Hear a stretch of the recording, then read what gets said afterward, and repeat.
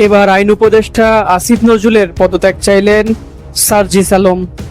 বিচার ব্যবস্থায় টাকা ও রাজনৈতিক সুপারিশের প্রভাবের কারণে সঠিক বিচার ব্যাহত হচ্ছে, এমন অভিযোগ করে আইন উপদেষ্টা ডক্টর আসিফ নজরুলের পদত্যাগ নিয়ে প্রশ্ন তুলেছেন জাতীয় নাগরিক পার্টির মুখ্য সংগঠক সার্জিস আলম। সার্জিস আলম তার পোস্টে লিখেছেন, টাকা আর রাজনৈতিক দলের সুপারিশের মাধ্যমে বহু হত্যাকারী আওয়ামী লীগের জামিন পেয়ে যাচ্ছে।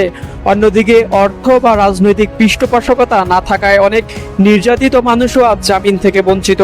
শাপলা চত্বরের ঘটনায় হেফাজত ইসলামের নেতাকর্মীদের বিরুদ্ধে যেসব মামলা দায়ের হয়েছিল সেগুলো মিথ্যা আখ্যায়িত করে তিনি উল্লেখ করেন, সেসব মামলার কারণে এখনো বহু নির্দোষ আলেম কারাগারে বা আদালতের বারান্দায় ঘুরছেন। এ প্রসঙ্গে তিনি প্রশ্ন তুলেন, কিভাবে এমন জামিন হয়, কার সুপারিশে, কোন আইনজীবী বা বিচারকের সহায়তায় তা সম্ভব হয়। এছাড়া সার্জিস আলম লিখেছেন, প্রকাশ্য দিবালোকে সরকারের নির্দেশে এতগুলো মানুষ খুন হলো, এত রক্ত ঝরলো, অথচ 9 মাসেও একটি হত্যার বিচার শেষ হলো না, একটি মামলারও নিষ্পত্তি হলো না। তাহলে আইন উপদেষ্টা হিসেবে আসিফ নজরুল এই ব্যর্থতা এড়াতে পারে কি? সবশেষে তিনি মন্তব্য করেন, তাহলে কি আমাদের এখন আসিফ নজরুলের পদত্যাগের দাবি করা উচিত নয়?